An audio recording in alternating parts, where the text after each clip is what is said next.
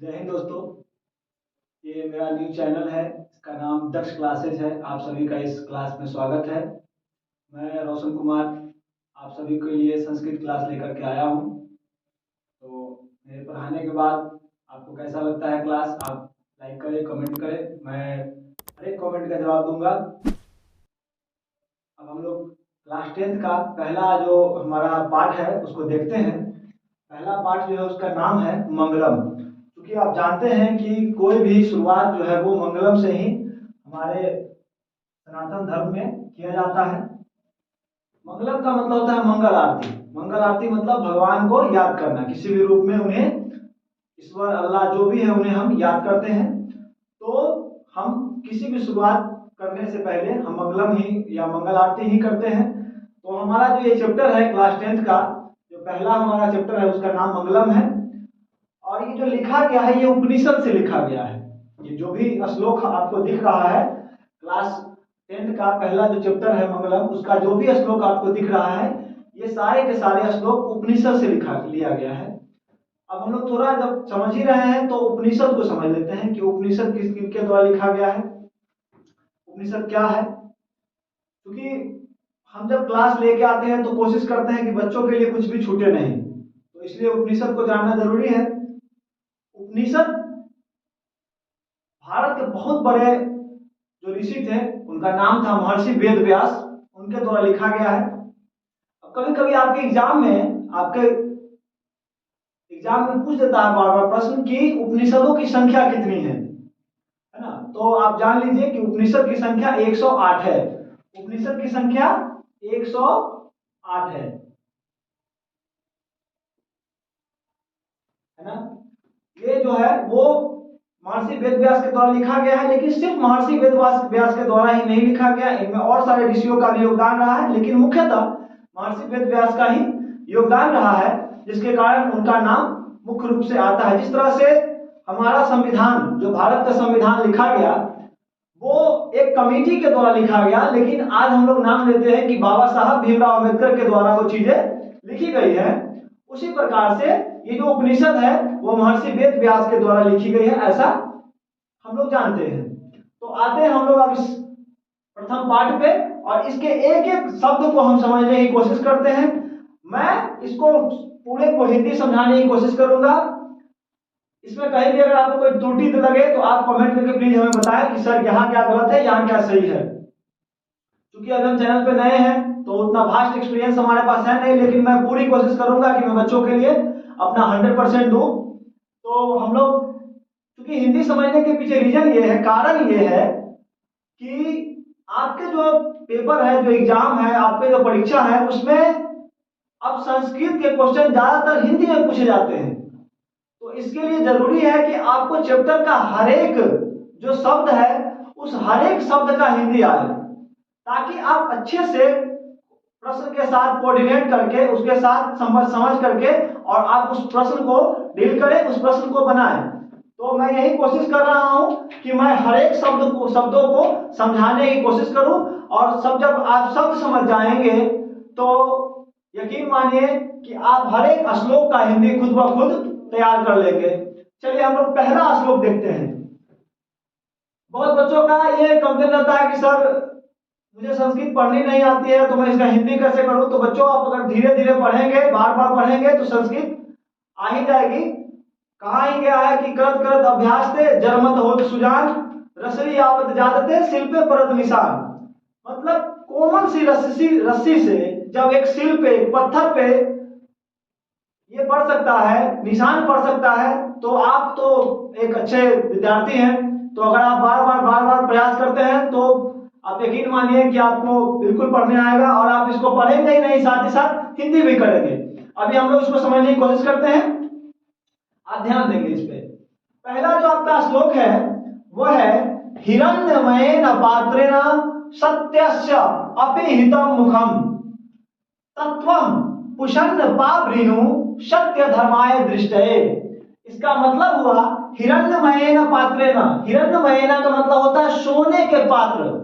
सोने के पात्र से शतस्य मतलब शत का, अपिहितम मतलब ढका हुआ है, मुखम मतलब मुख। इस लाइन का ये जो हमारा पहला हमने वाक्य बोला, इसका हिंदी ये हुआ कि हिरण्मय न पात्रे न, मतलब सोने के पात्र से सत्य का मुख ढका हुआ है। सोने के पात्र से सत्य का मुख ढका हुआ है।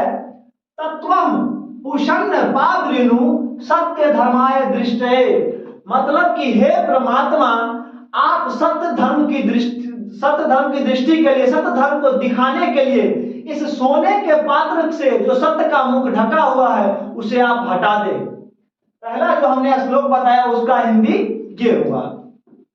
अब हम लोग चलते हैं। हाँ, अब ये पूछता है आपके प्रश्न एग्जाम में, आपके परीक्षा में ये पूछता है कि ये किस उपनिषद से लिया गया है। आपके ऑब्जेक्टिव जो होंगे, वस्तुनिष्ठ प्रश्न जो होंगे, उसमें ये बताएगा, क्वेश्चन पूछेगा आपसे कि ये किस उपनिषद से लिया गया है, तो आप उसे बखूबी बता दे कि ये जो है ईशावास्य उपनिषद से लिया गया है, ईशावास्य उपनिषद से लिया गया है। आप देख सकते हैं कि मैंने यहाँ ईशावास्य उपनिषद लिखा है, तो आप इसको अगर अलग अलग करते हैं, संधि विच्छेद करते हैं, तो आ जाता है ईशावास्य जोड़ उपनिषद, इसीलिए हमने ईशावास्य उपनिषद लिखा है। जब मैं आपको इस चैप्टर का हर एक प्रश्न उत्तर करवाऊंगा और साथ ही साथ जब मैं संस्कृत व्याकरण पढ़ाऊंगा, तो मैं हर एक कड़ी को जोड़ करके आपको बताऊंगा, ताकि आपको कहीं भी कोई प्रॉब्लम, कोई परेशानी न उठानी पड़े संस्कृत में। क्योंकि संस्कृत एक हमारी मातृभाषा है।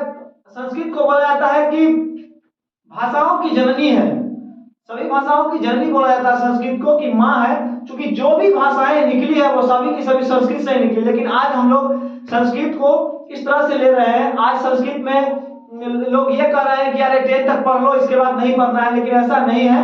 आप यकीन मानिए, संस्कृत पढ़ने से संस्कार आता है। तो अभी पहला सब जो हम लोगों ने वाक्य पढ़ा, जो हम लोगों ने श्लोक पढ़ा, उसका पहला श्लोक का उत्तर मैंने हिंदी समझाया आपको। और इसका प्रश्न अगर पूछता है कि किस उपनिषद से लिया गया है, तो आप इसे बोले कि यह जो है ईशावास्य उपनिषद से लिया गया है। अब हम लोग दूसरा श्लोक को देखते हैं, उसको हिंदी करने की कोशिश करते हैं।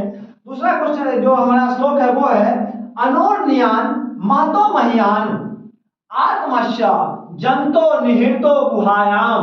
बोल रहा है अनोन्या मतलब सूक्ष्म से सूक्ष्म, सूक्ष्म मतलब छोटे से छोटा, है ना। अणु से भी अणु मतलब छोटे से छोटा, मतलब सूक्ष्म से सूक्ष्म। महतो मह्यान महानों से महान, छोटे से छोटा और महानों से महान। आत्मस्य जंतो निहितो गुहायाम, गुहायाम मतलब गुफा।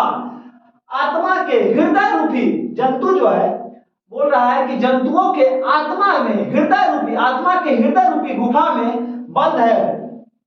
तम क्रतु पश्यति वीत शोको धातु प्रसादान महिमान आत्मन, मतलब कि इसको जान करके जो योग्य पुरुष होते हैं वो ईश्वर के प्रसाद को ग्रहण करते हैं और ईश्वर के उस मार्ग को ग्रहण करते हैं जो इस चीज को जान जाते हैं, इस चीज को समझ जाते हैं।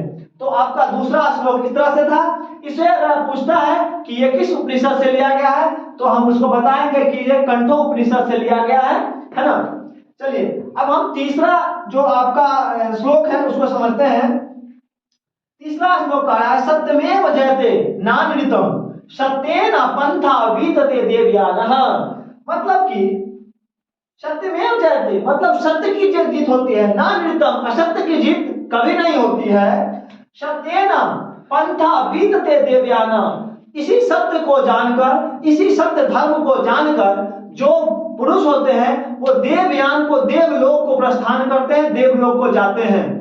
क्योंकि आप जब सत्य जानेंगे तो आपको कोई भी चीजों में ग्लानि नहीं होगी, किसी भी काम को करने में आपको समझ में आया कि ये हम गलत कर रहे हैं, ये सही कर रहे हैं। तो इसीलिए बोल रहा है कि जो हमारे पुरुष है, महापुरुष है, वो इसी सत्य धर्म को जान करके और देवयाना मतलब देवलोक में जाते हैं, प्रस्थान करते हैं। इसका अगला जो वाक्य है वो समझते हैं।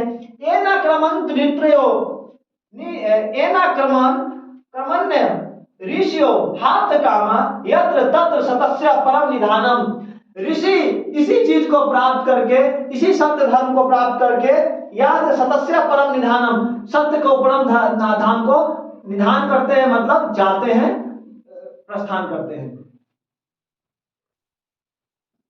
चलिए अब हम चौथा श्लोक देखते हैं। चौथा श्लोक हमारा है कि यथा नद्य अश्यन्दमानः समुद्रे अस्तम गच्छन्ति नाम रूपे विहाय।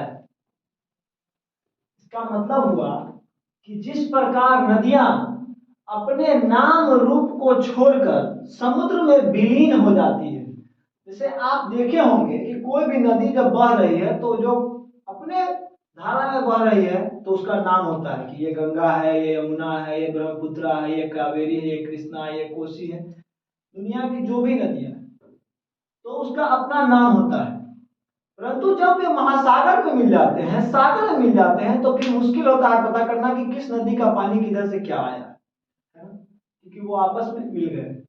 तो वही बोल रहा है कि जिस प्रकार नदियां अपने नाम रूप को छोड़कर, मतलब अपने नाम को छोड़कर, है ना, समुद्र में विलीन हो जाती है या चली जाती है, उसी प्रकार तथा विद्वान नाम रूपा विमुक्ता परमात्परम पुरुषम उपैति दिव्यम। उसी प्रकार जो विद्वान होते हैं वे अपने नाम रूप को छोड़कर परमात्मा में विलीन हो जाते हैं या परमात्मा को प्राप्त कर लेते हैं। अपने नाम रूप को छोड़कर वे परमात्मा में विलीन हो जाते हैं। जैसे रावण का एक श्लोक था कि एको अहम दूजा नास्ति न भूतो न भविष्यति। मतलब कि एक मैं ही हूं, दूसरा कोई नहीं है, न भूतकाल में हुआ था न भविष्य में होगा। इसका मतलब यह था कि उसे अपने ताकत पे, अपनी शक्ति पे बहुत ज्यादा घमंड था। लेकिन जो विद्वान होते हैं वे इस चीज पे घमंड नहीं करते हैं, वे अपने आप पे घमंड नहीं करते हैं। उनका कहना है कि हमारा कुछ नहीं है, तेरा तुझको अर्पण क्या लागे मेरा, जो तुमने दिया है वो तुम्ही को अर्पण हम कर रहे हैं, मेरा कुछ नहीं है। तो विद्वान भी जो है वो अपने नाम रूप को छोड़ करके, अपने पद को छोड़ करके कि हम क्या है नहीं है, हमारा क्या बैकग्राउंड है, उसको छोड़ करके वे जो है वो परात्परम पुरुषम पैति दिव्यम, उस दिव्य परमात्मा को प्राप्त कर लेते हैं या उसे पा लेते हैं, है ना। अगला जो आपका, हाँ, और इसमें ये पूछ सकता है कि ये किस उपनिषद से लिया गया है, तो ये आप देख सकते हैं लिखा हुआ है कि ये मुंडको उपनिषद से लिया गया। किस उपनिषद से? मुंडको उपनिषद से ये आपका लिया गया है ये श्लोक। दूसरा है, सॉरी, ये चौथा था आपका। अब हम पांचवा श्लोक और इस पाठ का लास्ट अंतिम श्लोक को देखते हैं। वेदामेतम पुरुषम महांतम आदित्य वर्णम तमशः प्रस्तात्। इसका मतलब यह हुआ कि हम रात्रि के बाद सूर्य को देखते हैं, रात्रि के बाद सूर्य को देखते हैं। तमेव विदित्वा मृत्युमेति नान्य पंथा विद्येत नाय। मतलब ये हुआ कि महान पुरुष जो है वो क्या बोलते हैं, इस वेद को जानकर, वेद जानने का मतलब हुआ वेद ही सब कुछ है। जो वेद को जान गया वो महान पुरुष जो है वो तमेव विदित्वा मृत्युति, वो मृत्यु को पार कर जाते हैं, दूसरा कोई रास्ता नहीं है।